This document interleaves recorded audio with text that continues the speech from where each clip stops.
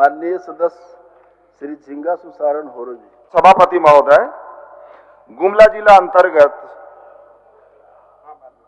सिसई प्रखंड के अध्यक्ष महोदय, जब इन साल बारिश नहीं हुई, जब सूखा घोषित का सर्वे हुआ, उस टाइम गुमला जिला के सिसई प्रखंड को सर्वे में हुआ नहीं हुआ, लेकिन 50% वहां का पानी और खेती बाड़ी भी हुआ है। हम सदन के माध्यम से जानना चाहते हैं राज्य सरकार से कि इन साल सूखा घोषित हुआ सारे राज्य में और उसका लिस्ट जारी हुआ था, मीडिया पेपर में भी आया था और टीवी में भी आया था। हम ये जानना चाहते हैं कि जब वहां का 50% बारिश हुआ, खेती नहीं हुआ, तो फिर सिसई की क्या कारण है जी वहां का सूखा रहा था, लोगों का, किसान लोगों का जवाब भी, सवाल भी नहीं आया है। और मेरा सदन से मांग है कि सूखा राहत मिलना चाहिए। माननीय मंत्री जी। सभापति महोदय, सिसई प्रखंड गुमला में टिगर 2 का जो मानक है, उस आहर्ता को सिसई प्रखंड पूरा नहीं करता है। उसमें कई एक चीज़ों को देखा जाता है, जिन चीज़ों को देखने के बाद ही सूखा जो है,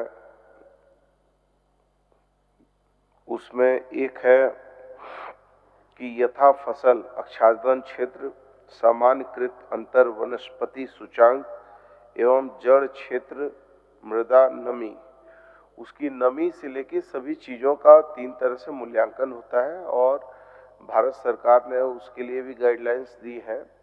और इन चीज़ों को जब तक वो फुलफिल नहीं करेगा तब तक उसको हम सुखाड़ घोषित नहीं कर सकते हैं। अध्यक्ष महोदय। सभापति महोदय, हम मंत्री से हम जानना चाहेंगे कि कब सर्वे किया और कब गया था और किस तरह से मूल्यांकन किया, क्योंकि जनता वहां बताएंगे और सरजमीन में जाना पड़ेगा। राज्य सरकार हो या केंद्र सरकार हो, जनता का अधिकार को देना होगा, जो कि हम राज्य सरकार में हैं। अगर जब सूखा घोषित है और वहां नहीं हो, सर्वे भी और मूल्यांकन इतनी मैंने नहीं किया जा सही, तो फिर तो हम प्रक्रिया में ही रह जाएंगे। वो तो हमको संतुष्ट करना पड़ेगा ना, जो कि जनता को जवाब देना पड़ेगा हमको। मंत्री जी, आप जनता हाथ हो रहा। सभापति महोदय, भारत सरकार की भी टीम आई थी और स्टेट के भी हमारे अधिकारी लगे थे और कई एक तरीके से सभी राज्यों में उनका भ्रमण हुआ था और उन्होंने अलग अलग तरीके से सभी क्षेत्रों का भ्रमण करके वहाँ से जो नमी है या उसकी जो कई तरह से उसको विभक्त किया जाता है, उनमें जो है ये सिसई नहीं पड़ता है। तो मैं माननीय विधायक महोदय से निवेदन करूंगा कि वो इन सारी चीज़ों को, चूंकि आहर्ता नहीं पूरा करता है, इसलिए जब आहर्ता पूरा नहीं करता है तो वहाँ पर उसको सुखाड़ घोषित नहीं किया जा सकता है। तो मैं माननीय विधायक महोदय से निवेदन करूंगा कि वो जो है अपने अविश्वास प्रस्ताव को वापस लें। हाँ, हम लेंगे वापस, लेकिन जो कि हमने जिला में बात रखा, हमने डीसी साहब से बात किया कि जो कि आप अभी भी देखिएगा तो वहाँ खेती नहीं किया गया है।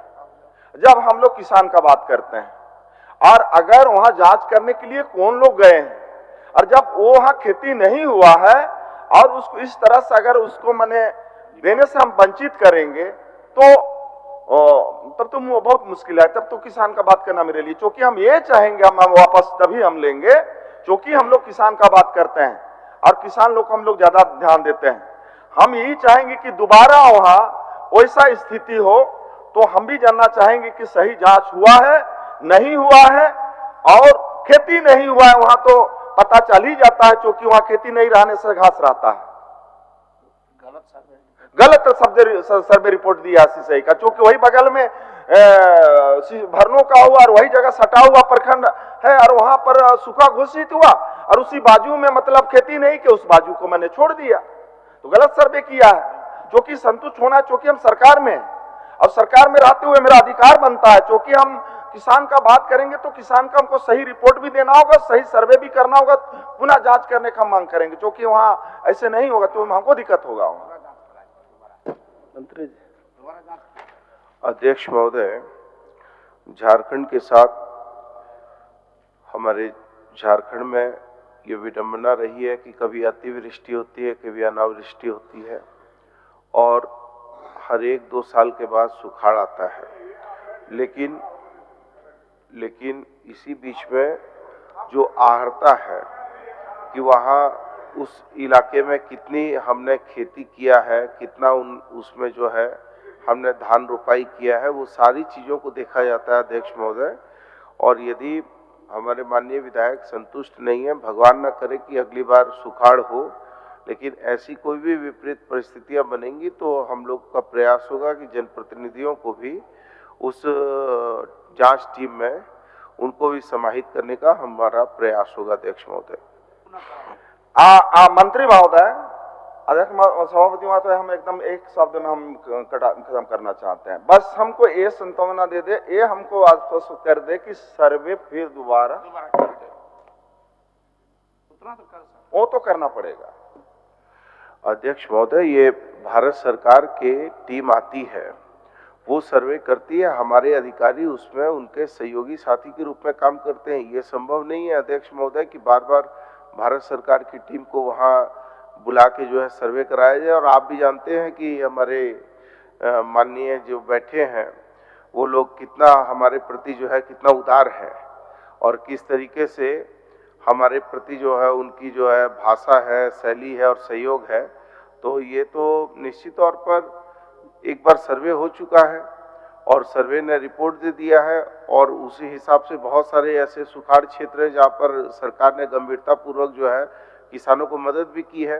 लेकिन हम हमारे माननीय विधायक की संवेदना और उनके किसानों के प्रति जो है समर्पित भाव से हम निश्चित तौर पर हम भी कहीं ना कहीं दुखी और परेशान हैं, लेकिन हम इसमें जो है विवश हैं अध्यक्ष महोदय। वापस ले लीजिए, विवश हैं और आपके चलते सब लोगों को आगे ही में रखेंगे। अच्छा सभापति महोदय, क्या केंद्र सरकार का जांच टीम आता है हमारे राज्य में, तो क्या हमारा राज्य सरकार का पदाधिकारी नहीं रहता है क्या? अगर कम हम आप ही लोग का कहने से टीवी में पेपर में दे के हम घोषणा करके क्षेत्र से आए हैं कि आप लोग सही सर्वे करवाओ, आप लोग को मुआवजा मिलेगा, ऐ तो उल्टा मेरा में ही पड़ गया। एक तरफ से आदेश भी देते हैं और गलत सर्वे दे देते हैं और अब हम वहां से 21 मुक्त हम क्या बोलेंगे कि वहां पर मतलब सर्वे हो गया, केंद्र सरकार का सर्वे रिपोर्ट मैंने आप लोग का किसान लोग का खेती हुआ ये हम बताएंगे क्या? आप तो ये तो कर सकते हैं ना कि राज्य सरकार अब किसी भी राज्य किसी भी क्षेत्र में अगर हम लोग सही निर्णय लेंगे तो उससे नहीं भागना चाहिए। अगर हम हमेशा किनारे से आएंगे तो इसी तरह लोग होगा और सिर्फ मतलब मैंने बात हम तो यह बात हमको सुना रहा है, वहां हम क्या जवाब देंगे?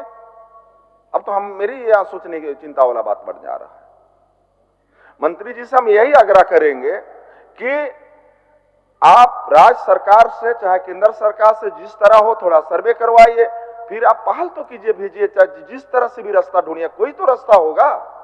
नहीं है ऐसा बात थोड़ी है, रास्ता तो रहता ही है, हम कोई भी जगह खोज सकते हैं, ढूंढ सकते हैं, हम यही कहेंगे। और थोड़ा हमको कोई संतुष्ट होना चाहिए क्योंकि हम इसको बहुत हम परेशान हैं, हम थोड़ा चिंतित में हम इस मामला से। राज्य सरकार सर्वे कराए। अध्यक्ष महोदय, मैं माननीय विधायक जी की संवेदना और उनके किसानों के प्रति जो हमदर्दी है, हमारी सरकार की भी हमदर्दी है, लेकिन कुछ चीज़ें ऐसी हैं अध्यक्ष महोदय, सभापति महोदय कि हम लोग भी विवश हैं। हम लोग चाह कर भी बहुत चीज़ों को नहीं कर पा रहे हैं, इसलिए उसमें बहुत सारे मानक हैं। उन मानकों में अभी बहुत जगह ऐसे भी सुखाड़ हुए कि जहाँ धान रोपनी नहीं हुई और बाद में बहुत पानी गिरने लगा, बाद में जो है कि हमारा जो है धान रोपनी ठीक नहीं हो पाया। तो अध्यक्ष महोदय, इनकी बात से हम असहमत नहीं है, लेकिन इनके दर्द को भी समझते हैं। लेकिन चूंकि भारत सरकार की टीम आती है, वो जमीन की आर्द्रता, जमीन की नमी वगैरह सारी चीज़ों का आकलन करती है कि रोपनी कितना % हुआ है, आर्द्रता क्या है, वो बहुत चीज़ें हैं उसकी। तो मैं जरूर निवेदन करूँगा कि और सरकार की तरफ से यदि उसमें कृषि विभाग के माध्यम से या आपदा के माध्यम से यदि कोई ऐसा वहाँ के उपायुक्त के द्वारा प्रस्ताव आएगा कि तो उस पर हम लोग सहानुभूतिपूर्वक विचार कर सकते हैं अध्यक्ष महोदय।